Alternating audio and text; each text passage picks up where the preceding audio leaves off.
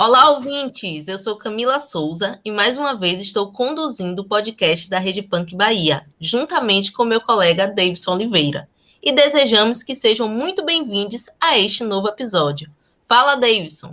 Olá, ouvintes! É um grande prazer estar de volta. E antes de dar início, apresento para vocês a nossa equipe de apoio, formada por Graziela Costa, João Pedro Laporte, Railan Oliveira e Yasmin Oliveira. Agora conta pra gente, Davidson, o que teremos no bate-papo desta noite? Hoje iremos conversar sobre a importância das punks no contexto pandêmico, especificamente nas comunidades periféricas, uma temática atual e de extrema relevância para toda a sociedade. Muito interessante, Davidson. Tenho certeza que será muito frutífero o nosso bate-papo. E o mais bacana de tudo, Camila, é que para tornar nossa conversa ainda mais especial, contaremos com a participação de Karina Rodrigues. Karina Rodrigues, além de ser graduanda em Ciências Sociais pela Universidade Federal de São Paulo, a Unifesp, é fundadora e responsável pelo projeto Lacemila, uma iniciativa que tem como proposta a jardinagem ecológica e o cultivo de alimentos e remédios na periferia do extremo sul de São Paulo, em Grajaú. Karina, seja muito bem-vinda. Estávamos ansiosos pela sua presença em nosso encontro. Obrigada, Davidson. Obrigada, Camila. Agradeço também a Rede Punks pelo convite. É de costume eu começar o bate-papo pedindo para que o convidado conte para a gente como aconteceu o seu encontro com a natureza. Então, Karina, conta para a gente como e quando aconteceu a sua aproximação com a natureza e em que momento você se deparou com as preciosidades das punks. Que legal, né? Pensar sobre isso é um resgate, né, na nossa memória. Desde criança, né? Eu tive esse contato com a natureza por causa do meu pai, que sempre teve uma horta em casa, né? Diria até que é uma relação assim de ancestralidade mesmo, né? E assim, então eu acho que foi um reencontro, né? E não um encontro, na verdade, essa conexão, né? Então, eu sempre olhava para a natureza quando eu estava em contextos assim de mata, né? E eu ficava impressionada porque eu sabia que tudo aquilo que eu não sabia identificar eram plantas alimentícias ou medicinais que os povos originários sabiam coletar na floresta, né? E utilizar no seu dia a dia, né? Então, eu sempre observava a natureza com esse encantamento, né? E essa curiosidade. E aí, com o passar dos anos, né, eu tive o contato com as pesquisas do Knupp, né, o Valdeli Knupp, sobre as punks, né, as plantas alimentícias não convencionais, e achei, assim, incrível, porque ele faz um resgate, né, uma pesquisa, na verdade, com um levantamento, né, da utilização dessas plantas em alguns territórios, em algumas regiões, né. Então, isso para mim tem um pouco de etnobotânica, né, que é essa relação do homem e a natureza, né. E assim eu fui me encantando, né, e fui absorvendo conhecimento, aprendendo a identificar algumas espécies, né? São muitas, é claro que não todas, mas na medida do possível, algumas, esse é o caminho, né? Que é nesse processo que eu estou nesse momento, né? Buscando cada vez mais identificar essas plantas na cidade, que é o contexto que a gente vive aqui, né? No extremo sul do Grajaú, na periferia de São Paulo. Fantástico, Karina. Eu fico maravilhada em ver essa sua dedicação, esse seu cuidado com as plantas, né? Eu acompanho um pouco o seu trabalho e fico muito feliz de ver o que você vem desenvolvendo junto com a comunidade, principalmente. Karina, no nosso quarto podcast, tivemos a oportunidade de conversar com o Caio, que também faz parte do projeto Lacemila. Ele nos contou como nasceu a iniciativa de construir jardins ecológicos e inserir as punks nas comunidades periféricas. O diálogo foi muito enriquecedor. E levando em consideração a conversa que tivemos e diante do momento crítico que estamos vivenciando, também se faz necessário conversar sobre a importância das punks no contexto pandêmico, especificamente nas comunidades carentes. Diante dessa realidade, como você analisa as potencialidades das punks? Olha, Davidson, as punks, elas trazem esse despertar, né? a partir do momento que a gente é convidado a afinar o olhar para identificar alimentos e remédios em todos os espaços, e alguém nos lembra que, inclusive, é possível cultivar esses alimentos e esses remédios em todos os lugares, em casa, na terra, no potinho, no vaso, né? Um mundo novo se apresenta para a gente. Primeiro porque a gente começa a questionar a qualidade e a procedência dos alimentos que estão disponíveis, né, nas prateleiras do supermercado. E em uma situação de crise como a que estamos vivendo, a gente se pergunta quem está ficando mais rico enquanto uma parcela da população está tendo acesso ao alimento de qualidade negado ou negligenciado pelo Estado, né? Se a gente começa a prestar atenção nessas questões, a gente percebe o quanto a monocultura ou o agronegócio, né, estão localizados dentro de uma estrutura do racismo ambiental. Então, resgatar essas práticas de identificação botânica e o seu potencial nutricional e medicinal faz parte de um movimento, né, de resgate da memória e preservação da memória, né, e da própria vida no planeta. Então, acho que é isso, assim, a importância de trabalhar as potencialidades das punks nas quebradas, né, nas periferias, nesse contexto de intensificação da fome, eu acho que é, assim, um ato de resistência mesmo, da gente pensar em novas possibilidades de atravessar esse momento, construindo ações, né, independente que a gente independentes, né, ações de autonomia mesmo, de cultivar, de plantar, de identificar, para a gente não ficar tão refém, né, da indústria alimentícia e dessas políticas que a gente vem percebendo aí, né, genocidas, né, que estão colocando a população em condições de cada vez mais, né, de insegurança alimentar. A gente sempre teve esse contexto, né, de insegurança alimentar no Brasil, com muitas famílias, né, periféricas, ribeirinhas, enfim, em vários contextos, né, mas a gente vem observando um crescimento, né, da fome gritante. Então, a gente precisa pensar em várias ações e acho que as punks devem ser consideradas como aliadas, sabe, nesse processo de autonomia e soberania alimentar. Além do potencial de utilizar as plantas como alimento, como você comentou brilhantemente para a gente, Karina, sabemos que as punks também apresentam muitas propriedades medicinais. E levando em consideração que com a pandemia da Covid-19, falar sobre saúde, felizmente, se tornou algo mais habitual, principalmente no contexto do sistema imunológico, como temos acompanhado no último ano, eu peço para que você comente um pouco sobre o uso das punks, com foco principalmente para o sistema imunológico, né, para o sistema de defesa do nosso corpo. Bom, primeiramente, Camila, enfatizar, né, a importância da gente seguir os protocolos, né, que a ciência vem nos orientando de manter, né, o uso contínuo das máscaras, o uso do álcool em gel, então a prevenção e a vacina ainda são as melhores e as mais indicadas, as mais eficientes de conter, né, o coronavírus. Mas a gente sabe também que uma alimentação balanceada, rica em nutrientes, ela também deixa o nosso corpo, né, mais preparado para combater aí possíveis, né, vírus, enfim. Então, reforçar o nosso sistema imunológico é muito importante. E existem algumas plantas alimentícias não convencionais, né, que são conhecidas pelo seu potencial nutricional, né?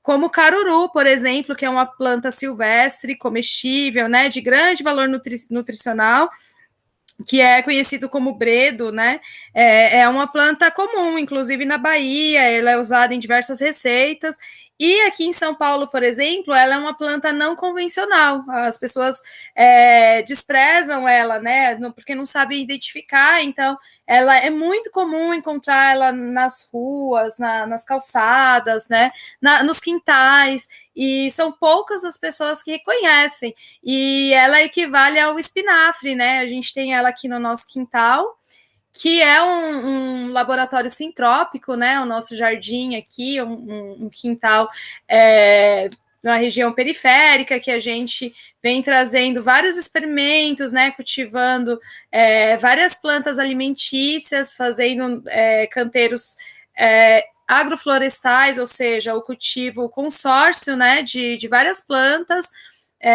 e trabalhando com elas, né, e trazendo elas para o nosso dia a dia, né. Então, caruru é um exemplo de uma planta com potencial nutricional, equivale aí o espinafre, né, e super comum de encontrar, né. Outra punk também, que poucas pessoas sabem, né, que é uma planta com potencial nutricional e medicinal, é a trançagem ou tranchagem, né? São vários nomes populares, né, dessa planta, mas aqui em São Paulo é muito comum a gente encontrar ela também pelos quintais, pelos terrenos, né? E ela tem algumas substâncias importantes, né? Ela é conhecida como a erva curandeira também. Então, ela tem alguns ácidos orgânicos, sais minerais, vitamina C, enfim. E a mais popular, assim, que na minha opinião, ela está quase deixando de ser uma não convencional, né? No sentido de conhecimento popular, né? A Ora Pronobis, ela é muito saborosa, as pessoas estão conhecendo cada vez mais, incluindo na alimentação, né? E tem um valor nutricional importante, com um teor de proteínas, fibras, né? E é isso, né? Eu trouxe alguns exemplos, mas poderia aqui listar vários outros, né? Que são aliados aí nesse contexto que a gente está vivendo e acho que poderiam aí somar no cardápio da população, para além do arroz e feijão, né, a gente sair também da monotonia alimentar do arroz, feijão, um tipo de salada, que geralmente é o alface, ou algumas outras desse grupo, né, e a gente inserir outras plantas, né, no nosso prato, aí, como aliadas no combate à fome, né. Muito interessante, Karina. Excelentes exemplos que você trouxe para a gente. Agora nos conte, essas punks mencionadas por ti são cultivadas nas comunidades periféricas que você tem atuado junto ao projeto Lacemila?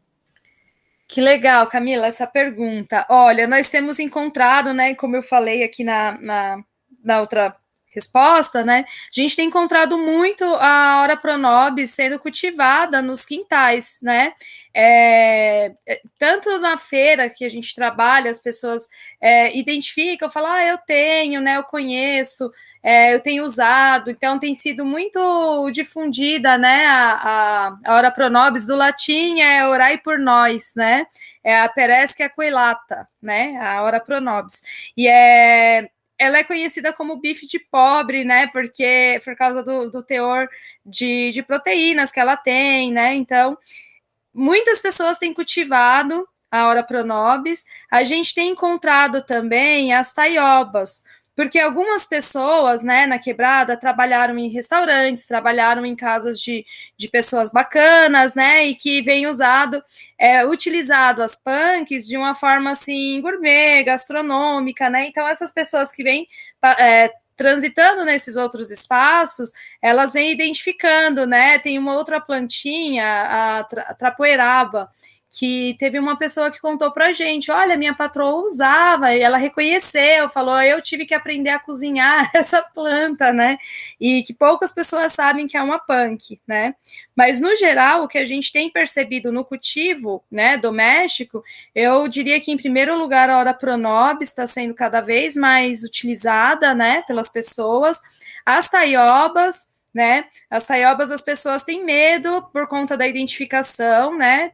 Tem muitas outras, tem algumas outras espécies, né, da mesma família que se parecem, e aí elas têm o oxalato, né, que pode ser bastante nocivo, né, se a gente utiliza uma taioba roxa, por exemplo, sem manusear ela corretamente, então a gente pode acabar se intoxicando. Então as pessoas conhecem as taobas, mas têm um pouco de receio. As capuchinhas são meio que as queridinhas do momento, porque é uma florzinha linda, toda comestível, flor, frutos, né, toda comestível, linda. As crianças adoram, de fácil cultivo, né? Então, as capuchinhas também têm sido utilizadas bastante, né?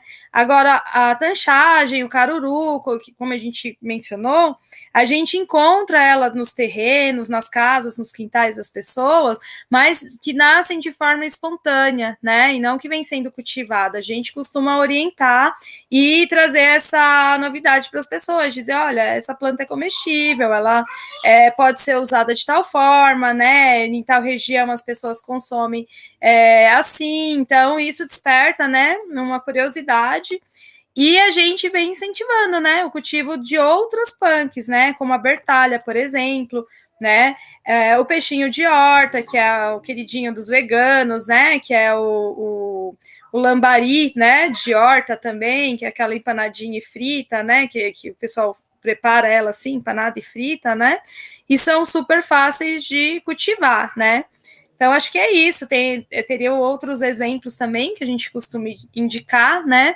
Nos quintais que a gente vem incentivando, né? De se tornar quintais agroflorestais com cultivo de punks, né? Integrado com outros alimentos. Karina, em um dos seus comentários, você destacou que o arroz e o feijão são a base da alimentação da população brasileira. No entanto, o contexto pandêmico ele nos insere dentro de uma realidade que fica notório o aumento do índice da pobreza. Muitas famílias ficam sem condições de comprar alimentos básicos, ferindo totalmente o princípio da soberania alimentar. Você conhecendo os benefícios que algumas punks oferecem e tendo consciência que a utilização delas pode minimizar os danos, qual ação direta você colocaria em prática para tentar reverter esse cenário? Bom, Davidson, é isso, né? O arroz e o feijão, culturalmente, é a base da alimentação da população brasileira, né? Junto com outras combinações, né? Com a carne, as leguminosas, né? E vários outros grupos, né? De grãos, enfim. E o direito humano, né? Fundamental à alimentação é previsto na Constituição de 48, né? No artigo da Declaração Universal dos Direitos Humanos, né? E a gente vem percebendo, né, o crescente agravamento, né, da situação da fome no país, o que é muito grave, né? E esse cenário, esse contexto, para nós, né, foi um chamado, né, para a gente difundir ideias, né? Nós percebemos a urgência, né, dessas ações. Então, a gente acredita, inclusive, que o tema da sustentabilidade ele deve ser problematizado, né? Sustentabilidade de quê, né? Porque esse mundo, tal como ele está posto, consumista e sustentado pela desigualdade, a gente não tem interesse que ele se sustente. Então, a gente quer falar da raiz mesmo, né? Do manejo ecológico do solo, porque tudo, na verdade, tudo que precisamos para sobreviver no planeta é alimento e remédio, né? E isso, se a gente tiver uma relação respeitosa com a terra, ela vai ser generosa e ela vai nos oferecer isso em abundância, né? E a abundância não é excedente, né? A abundância, na verdade, é o suficiente para cada pessoa do planeta, para suprir as necessidades de cada pessoa do planeta. Isso é a abundância, né?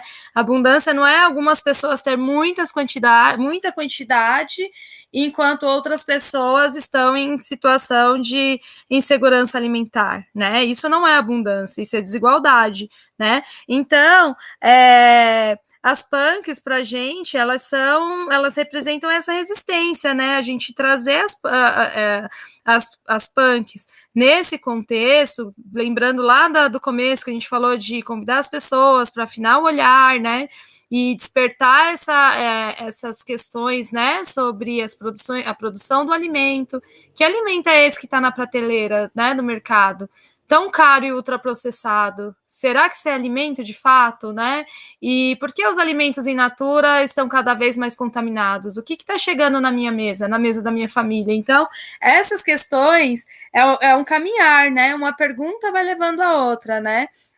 E as punks, elas são isso, né? Elas são resistência, elas nascem em campos agrícolas, né? Em que a monocultura prevalece, é chamada nesses cultivos, né, tradicionais, elas são chamadas de erva daninha, de praga, né, e para a gente elas são resistência mesmo, né, então eu acho que as punks, elas estão localizadas nesse contexto para a gente, para além, né, do contexto da curiosidade de que essa florzinha de comer, essa plantinha também, olha só que legal, eu acho que a questão, a raiz é mais profunda, sabe? A gente consegue ir adentrando em outras questões e compreendendo a situação que a gente está vivendo e pensando em formas, né, de ir na contramão de todo esse processo, que é a gente resgatar as práticas, né,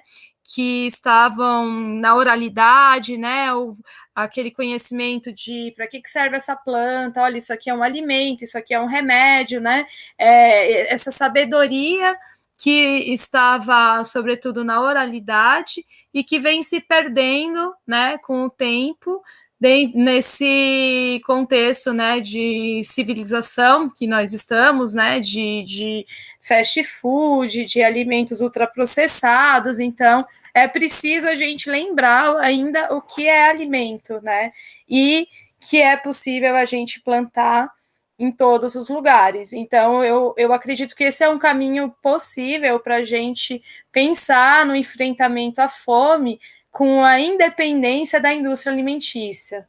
Acho que é isso.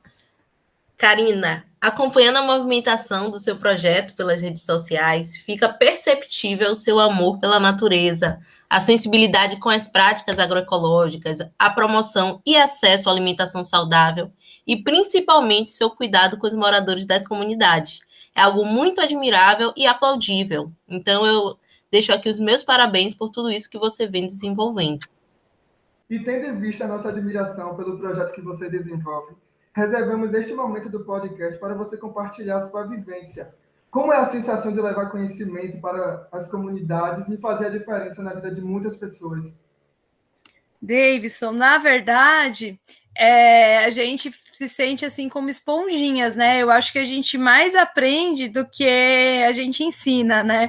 Porque todos os lugares que a gente vai, a gente aprende um pouco também com as pessoas, né? Elas trazem uma curiosidade, às vezes a gente sabe que uma planta ela tem um potencial nutricional e alguém vem e traz uma receita de um remédio, um chazinho, ou um banho, sabe? Um banho de poder, né? Então, assim, a sensação ela é muito enriquecedora, ela é assim de sementinha mesmo, né? E vou usar o termo aqui de erva daninha, que ela nasce em todos os lugares, sabe? De uma forma como resistência, que a monocultura chama de erva daninha, e eu estou trazendo aqui de uma forma, né? Provocativa, usando esse termo de uma maneira provocativa, né?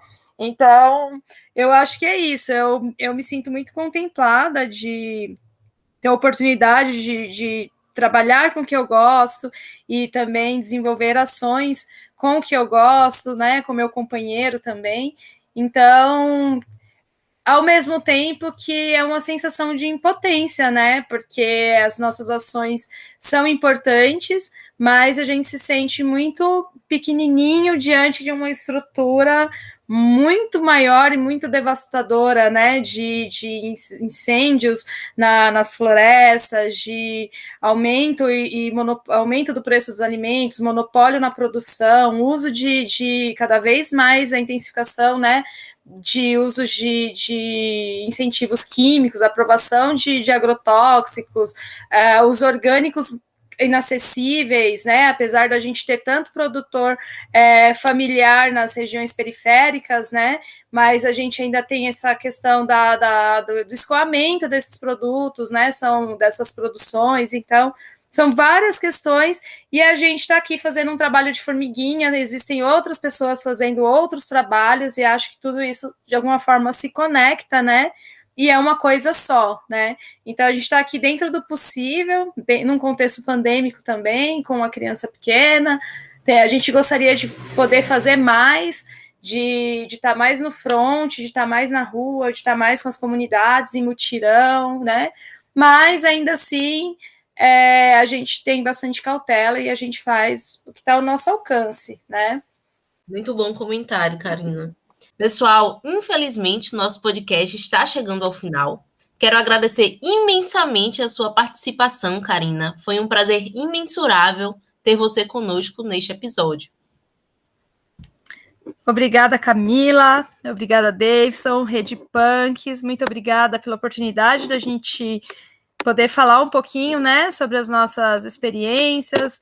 É muito importante esses momentos, né, para a gente de partilhas, né? E quem puder acompanhar nossas redes sociais, né? Nós estamos como Lacemila Jardinagem, que é o nosso trabalho, né, com jardinagem ecológica, onde a gente presta serviços, a gente está nas feiras também, nas feiras de rua aqui na nossa comunidade, e o Aroeira, que é onde a gente vem divulgando as nossas ações, que a gente chama de difusão aroeira, que é onde a gente vem atuando dentro das escolas, nas comunidades, né, nas praças, enfim.